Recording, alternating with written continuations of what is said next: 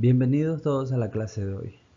El día de hoy vamos a estar recordando o viendo los diferentes patrones radiológicos y tomográficos, pero en esta ocasión vamos a ver todo lo que es anormal, ¿no? Ya vimos en una clase pasada todo lo que era anormal, o digo todo lo que era normal, ahora vamos a ver todo lo que es anormal, ¿no? Entonces el tema de hoy se llama radiología patológica.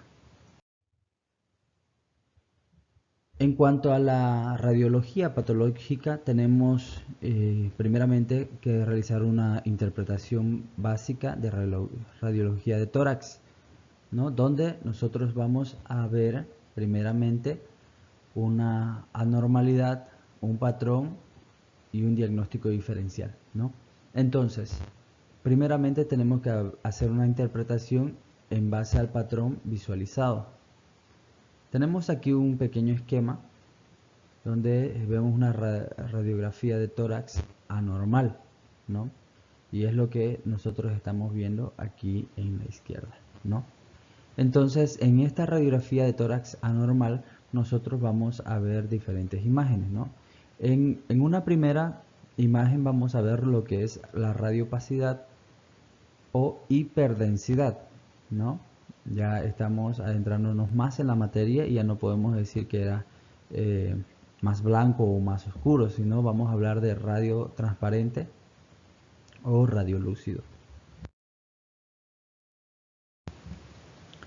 Entonces vemos lo que es aquí, ¿no? Una imagen de consolidación, también llamada condensación, ¿no? Esta imagen es lo que nosotros comúnmente llamamos una radiopacidad, ¿no? Entonces existe un aumento de la radiopacidad en el lóbulo medio del pulmón derecho, ¿no?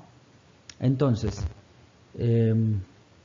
primero, para definir patrón, vamos a ver primero qué es lo que es una consolidación, que cuando es una consolidación intersticial, cuando es una telectasia o cuando estamos en presencia de un nódulo o masa. Bueno, en cuanto a, en cuanto a la consolidación, puede ser lobar, puede ser difuso o puede ser multifocal, ¿no? En este caso, por ejemplo, en el que nosotros estamos teniendo enfrente de bueno, en la pantalla, es la consolidación lobar, ¿no? Estamos en presencia de una consolidación con bordes bien definidos, vean, ¿no? Del lóbulo medio del pulmón derecho, ¿no? Obviamente. Entonces, podemos ver que puede ser también una consolidación difusa. En este caso lo podemos tomar como ejemplo, por ejemplo, el borde superior de esta consolidación, que ya no es bien definido el borde, sino aquí en esta parte ya es más difuso, ¿no? Que no tiene como tal un borde bien definido, ¿no? Y podemos ver lo que son multifocales, ¿no? También. Es decir, esto puede haber una consolidación acá, puede haber otra consolidación acá, ¿no? En varios focos, ¿no?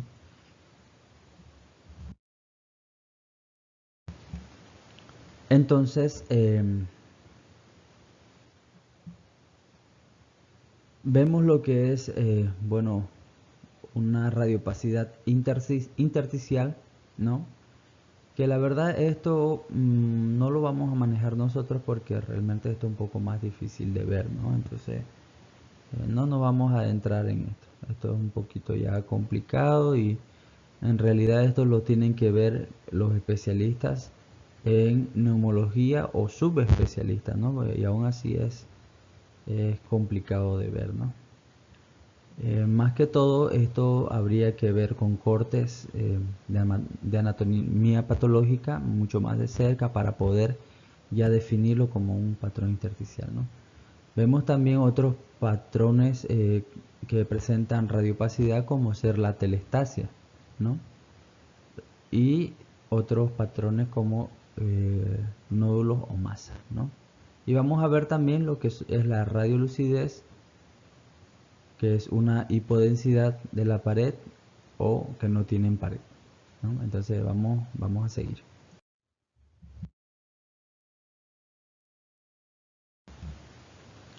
Entonces vemos aquí lo que es una neumonía lobar. Presten atención que esta neumonía lobar, ¿no? Vean que tiene un borde bien definido, ¿no? Presenta una radiopacidad, ¿no? Una consolidación del, del, del lóbulo superior del pulmón izquierdo, ¿no? Entonces, ¿esto dónde va a estar presente? Va a estar presente en las neumonías por bacterias, ¿no? En este caso puede ser un neumococo, ¿no? Puede ser también alguna otra bacteria, ¿no? El más frecuente es el neumococo, ¿no? Y vean que esto va a ser una diferencia con las neumonías virales, ¿no? Las neumonías virales realmente no son bien consolidadas, ¿no? No presentan esta consolidación bien definida, ¿no? Sino mal definida, sino difusa. Es la diferencia de las neumonías virales de las neumonías bacterianas. Ahora en esta diapositiva estamos viendo lo que es los diferentes patrones de consolidación lobar, ¿no? Tenemos en la primera imagen lo que es una neumonía lobar, ¿no? Donde esta neumonía va a ser de bordes no definidos, ¿no?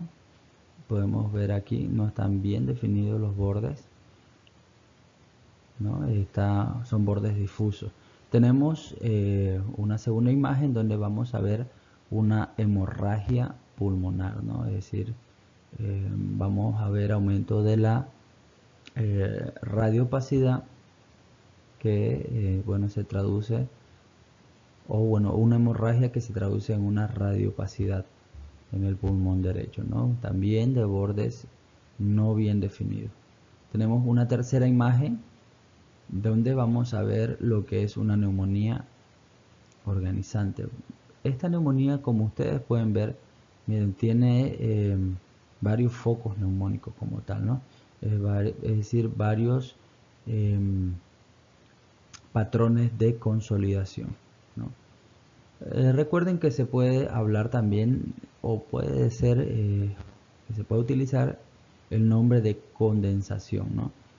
Muchas veces ustedes lo van a escuchar con este nombre, como condensación lobar, pero bueno, preferimos llamarlo consolidación, ¿no? Entonces vemos en esta imagen número 3 lo que es la consolidación lobar, pero multifocal, ¿no? En varios focos, como ustedes pueden ver, ¿no? Vemos una cuarta imagen donde estamos en presencia de lo que es un infarto pulmonar. Generalmente el infarto pulmonar se ve en especie de cuña, ¿no? Y ustedes lo van a ver, por ejemplo, aquí. Cuando nosotros vemos una tomografía, que no tengo aquí para mostrársela, cuando nosotros vemos una tomografía, vamos a ver pequeñas imágenes donde se ven realmente los infartos, ¿no? Entonces tenemos lo que es el edema de origen cardiogénico o origen cardíaco. Obviamente, para que existan los edemas de origen cardiogénico, va a existir previo a esto una patología de base, que es una insuficiencia cardíaca, ¿no? Es decir, primero una cardiomegalia, ¿no? Y luego esto va a terminar en lo que es una insuficiencia cardíaca, provocando así remanso de lo que es la sangre hacia las arterias o hacia eh, bueno, sí, hacia las venas pulmonares, que luego, bueno, va a haber extravasación de lo que es el líquido, ¿no? Provocando así un edema cardiogénico, ¿no? Tenemos también una sexta imagen, ya esto con radiopacidad difusa, ¿no?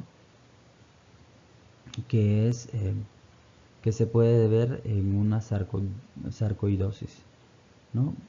Vean ustedes que todo esto debe ser unido a la clínica realmente, ¿no? Porque es muy difícil de entrada decir, ¿no? Ya esto es por ejemplo, una sarcoidosis, ¿no? Entonces ustedes deberían unir todo lo que es la clínica, laboratorio, más lo que es la radiología, ¿no?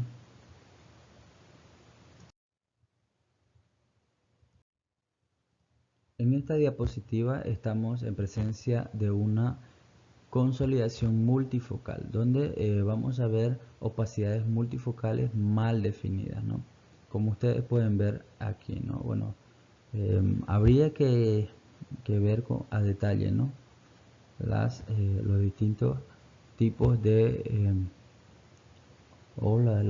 diferentes radiopacidades presentes, ¿no? Vean aquí, por ejemplo, una radiopacidad, tenemos otra radiopacidad, eh, otra radiopacidad, ¿no? Tenemos aquí otra radiopacidad, radiopacidad, radiopacidad. Estos son radiopacidades multifocales, ¿no? Bastantes o muchos focos, ¿no?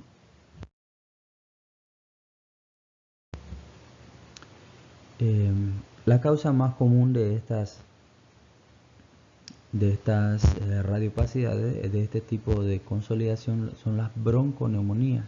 Comienza en el bronquio y luego se disemina a lo que es el parénquima, ¿no? Entonces, recuerden siempre eso, empieza o comienza en los bronquios, ¿no?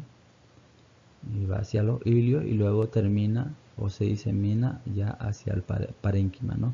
Entonces, vean que como aquí se diseminó hacia el parénquima, fue hacia el parénquima, fue hacia el parénquima, ¿no? Todo esto. Esa es la causa más común. Existen otras causas ya no tan comunes que son por ejemplo, la bronconeumonía está por, o sea, por estafilococo aureus, la legionela y otros, ¿no? Tenemos también de origen vascular, como por ejemplo un embolismo séptico, una vasculitis, neoplásicas también como el adenocarcinoma, linfoma y otros, como les decía en la diapositiva anterior, la sarcoidosis. Ahora vemos lo que es un patrón reticular intersticial. ¿A qué nos referimos cuando hablamos de patrón reticular? Bueno, reticular viene de la palabra red, es decir, es como una malla, como una red, ¿no? Entonces, como ustedes pueden ver aquí, tenemos los ilios, ¿no? El hilio derecho y el hilio izquierdo, ¿no? Recuerden siempre que el hilio derecho es más vertical y el hilio izquierdo es más horizontal, ¿no? Entonces, vean que está formando como una especie de red. Por eso, ¿no? Por eso es que se llama que estamos en presencia de un patrón reticular intersticial que predomina hacia las bases, vean, obviamente ahí hacia los vértices pulmonares también de ambos pulmones, pero predomina hacia las bases, ¿no? Y se visualizan líneas septales. Em, También podemos ver nosotros aquí que existe una cardiomegalia, ¿no? Si nosotros sacamos lo que es el índice cardiotorácico, podemos ver una cardiomegalia, ¿no? Em, y podemos ver también lo que es un derrame pleural izquierdo y encefalización de los flujos, ¿no? Entonces, pero bueno, como tal, a esto es que le llamamos patrón reticular intersticial, ¿no? Tenemos otra imagen del patrón reticular intersticial, ¿no? Y otra vez presente en lo que es la insuficiencia cardíaca congestiva, ¿no? Ustedes en la clase de fisiopatología seguramente, o de fisiología, o fisiopatología también, pudieron ver cómo se originaba lo que eran em, la insuficiencia cardíaca, qué ocurría, ¿no? Para recordarles nada más, la, la insuficiencia cardíaca no ocurre de la noche a la mañana, ¿no? Sino que cuando el corazón, bueno, obviamente está en su estado normal, pero es insuficiente de compensar lo que es la demanda de oxígeno que se lleva a través de la sangre a los tejidos. Cuando él es incapaz de eso, entonces comienza a latir más rápido. Esto se traduce en taquicardia, ¿no? Entonces luego de la taquicardia, como eh, no basta para compensar las necesidades, lo que ocurre es que el corazón se hipertrofia, ¿no?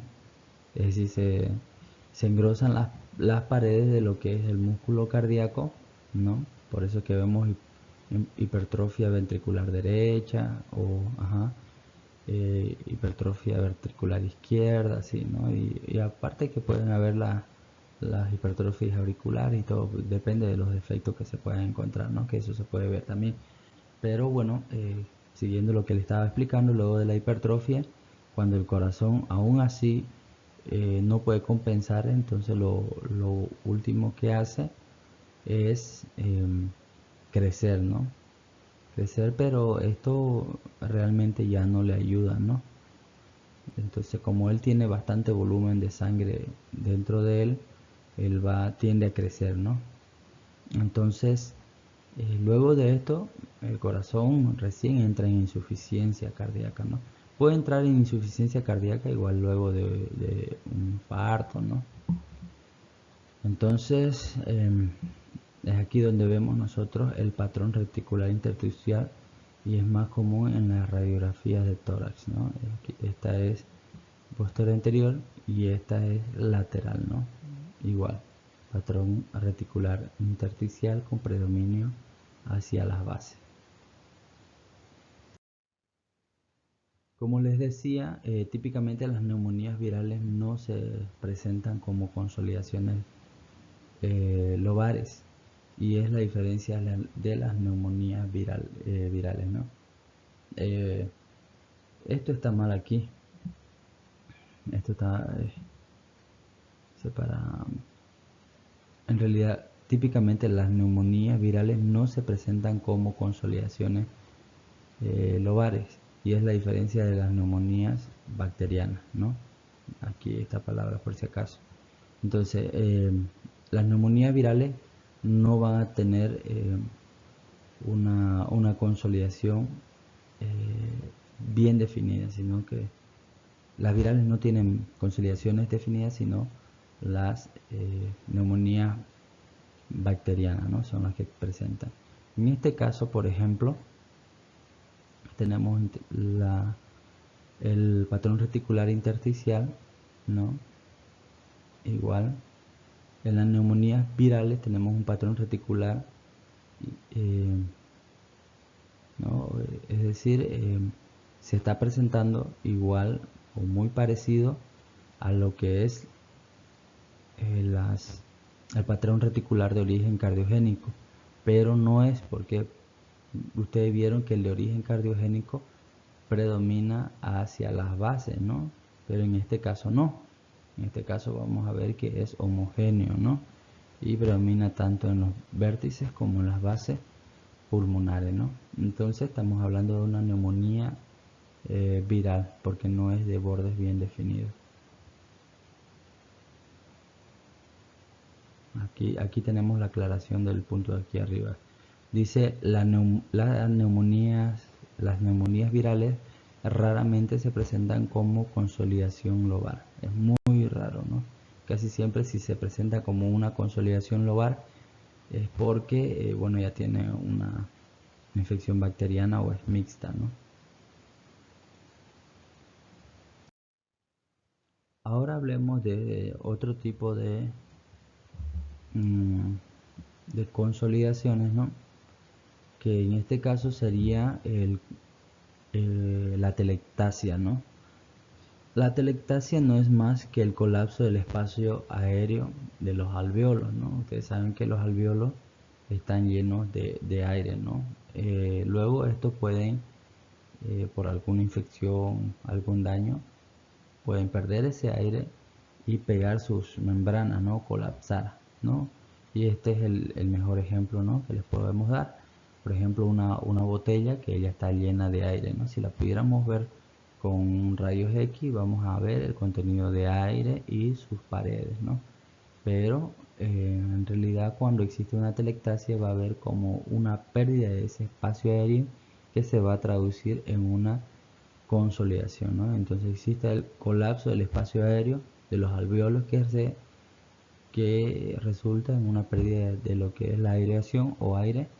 Las causas, por ejemplo, son obstrucción bronquial, cicatrización, pérdida del factor de surfactante, ¿no? O por compresión. Esto se puede ver en los niños que nacen pretérmino con déficit del surfactante pulmonar, ¿no? Por lo que vamos a ver, podemos ver en ellos las atelectasias, ¿no? Si le pudiéramos hacer una tomografía, ¿no? Vean estas son las atelectasias, ¿no? Son radiopacidades sin presencia de lo que es aire, ¿no? Dentro de ellas, ¿no? Las atelectasias son consolidaciones bien formadas, ¿no? Es decir, no va a existir dentro de ellos lo que es el broncograma aéreo, ¿no? Hallazgo radiológico, opacidad de los bordes bien definidos, ¿no? Es lo que tenemos. Que ocurre, que oscurece los vasos y no tiene broncograma aéreo, es lo que les estaba diciendo, ¿no?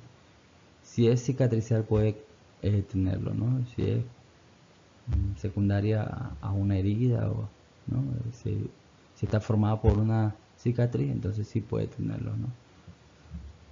Existe una pérdida del volumen pulmonar que resulta en desplazamiento del diafragma, cisuras, hilios o mediastino, ¿no?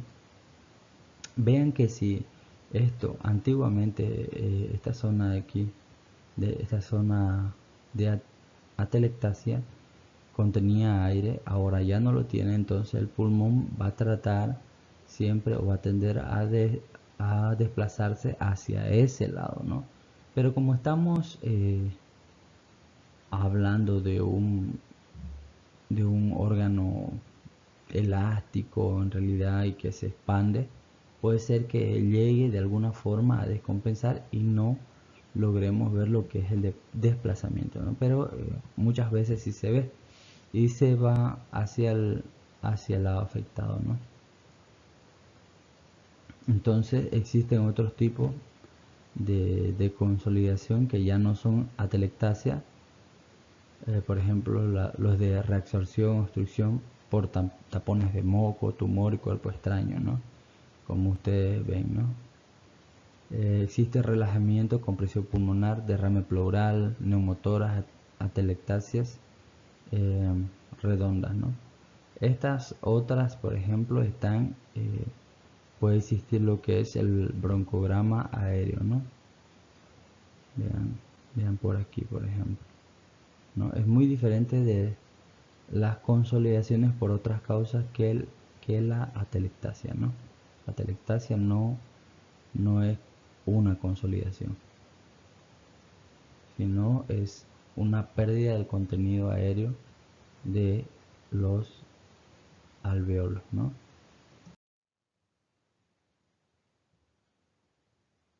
Eh, bueno, vemos aquí lo que es una atelectasia lobar, ¿no? Vean esta radiopacidad bien marcada del lóbulo superior del pulmón derecho, ¿no? Y lo vemos aquí en este dibujito, ¿no? Sí, eso tratándose de una radiografía o rayos X, PA de tórax. Y bueno, en este caso también la podemos ver, ¿no? Aquí en la vista lateral. Tenemos patrones con disminución de la densidad. Los patrones con disminución de la densidad son patrones radiolúcidos o disminución de la densidad focal, puede ser focal con pared y generalizado sin pared, ¿no? Entonces con pared visible tenemos lo que es la bula, la cavitación, quiste, neumatocele y panalización. Y sin pared tenemos el enfisema. En cuanto a los patrones con disminución de la densidad con pared, tenemos primeramente lo que es la bula. Es un espacio aéreo, ¿no? que así lo vamos a abreviar, EA, espacio aéreo mayor a 1 centímetro, ¿no? Es un requisito, ¿no? Pared con, que se encuentra con una pared bien delgada pero bien definida, ¿no? Y esta pared es de un grosor menor o igual a 1 milímetro, no es más. Por eso estamos hablando que es una pared delgada, acompañada de cambios enfisematosos en pulmón adyacente, ¿no? Entonces vamos a encontrar zonas de enfisema adyacente al pulmón, ¿no? Vean aquí. Entonces estamos hablando de una bula.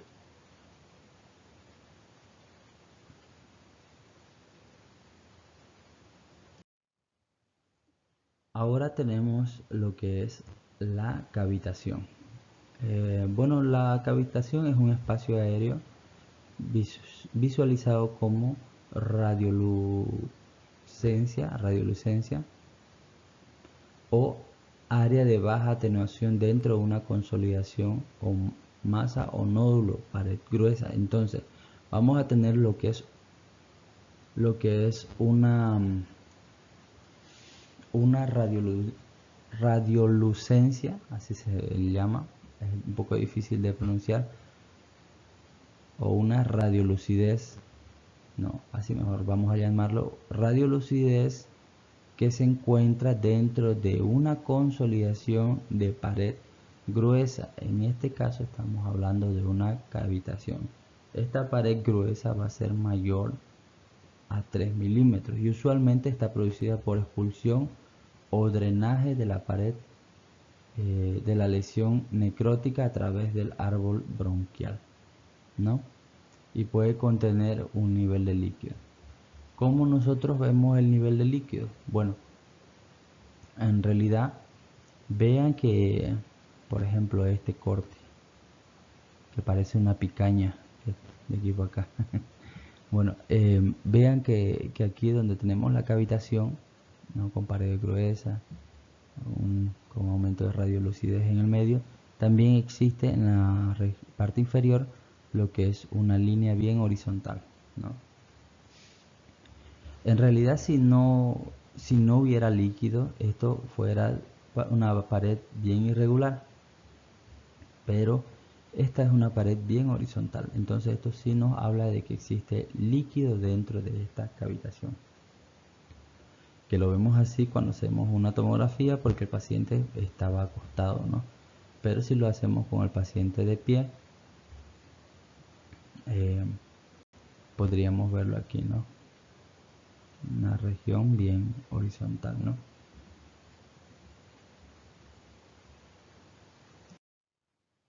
Ahora veamos lo que son quistes. Bueno, en los quistes existe un espacio aéreo redondo, ¿no? Vean aquí los espacios aéreos redondos,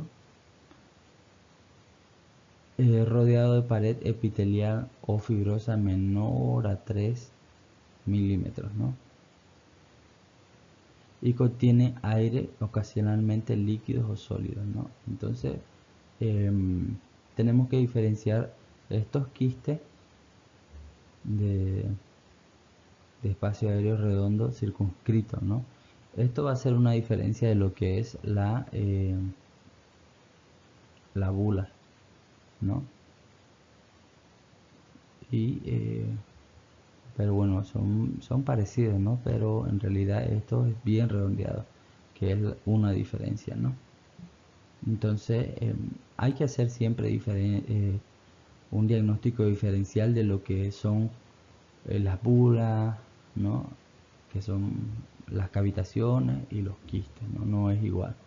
Entonces, recordando, las bulas son de paredes muy finas, ¿no? Y que pueden ser mayor a 1 centímetro, ¿no?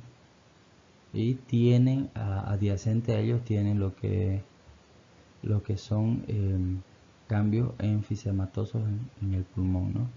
Ahora, luego existe la cavitación, donde existe un espacio aéreo visualizado con radio, radiolucidez, ¿no?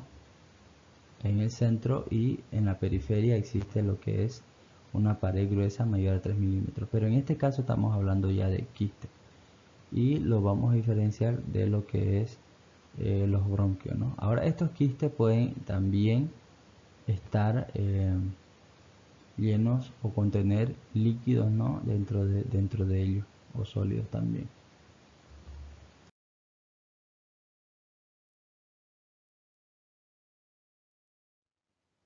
Vemos ahora lo que son otros patrones con disminución de la densidad o con pared, y dentro de ellos está la panalización.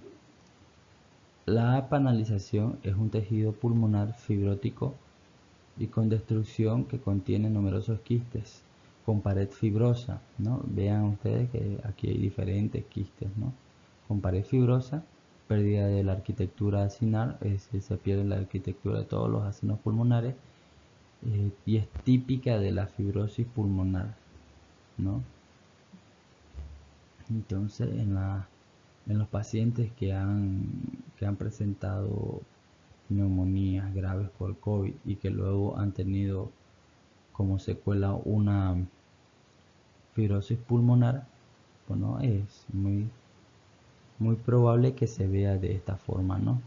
En forma de panal, o la panalización es lo que le llamamos, ¿no? Vean que en el rayos X de tórax igual se ve, pero vean la panalización también, ¿no? Vean los pequeños espacios radiolúcidos, ¿no? Que se traducen como panales de abeja, o son muy parecidos. Ahora veamos lo que son los neumatoceles. Es un espacio aéreo con pared delgada también, usualmente causado por neumonía, trauma o aspiración de hidrocarburos, común en los pacientes pediátricos, ¿no? Entonces, eh, el neumatocele va a estar, son espacios aéreos con pared delgada, pero que están llenas de aire, ¿no? Ven, aquí se ve en la radiografía de tórax, ¿no? Los espacios aéreos, ¿no? Que es el neumatocele aquí, ¿ya?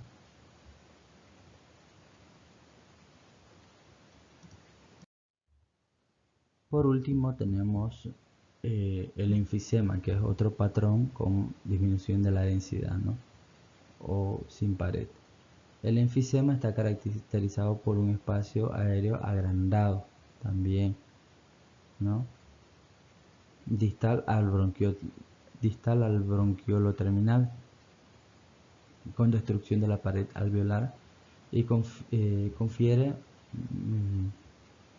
menor o disminución de la atenuación. Usualmente es una pared visible, ¿no? Entonces, es una pared visible, pero también es una pared delgada. Existe la clasificación de lo que es el enfisema. Por ejemplo, está el centro acinar, la panacinar y paraseptal, ¿no? Bueno, hasta aquí la clase de hoy. Espero que hayan tomado en cuenta. Sé que son bastantes imágenes, ¿no? Y son, si ustedes van a querer llegar a un diagnóstico a partir de solo la imagen, se les va a hacer demasiado difícil, ¿no? Recuerden que todo aquí se complementa en medicina. Tienen que hacer una buena anamnesis del paciente, un buen interrogatorio, ¿no? Dentro de esa anamnesis, hacer buen examen físico, ¿no? Y luego saber en realidad qué estudio le van a mandar, ¿no? Estudio imagenológico, si es rayos X, si es tomografía, ¿no? Siempre se ve mejor obviamente en la tomografía, pero hay patologías como la atelectasia, ¿no? Que se pueden ver muy bien en lo que son los rayos X, ¿no? Pero recuerden siempre mandar vista posterior anterior, o también puede ser antero posterior, y vista lateral, ¿no? Entonces para tener una idea mejor y más clara. Bueno, hasta aquí la clase de hoy. Que tengan buen día. Dios los bendiga. Chao, chao.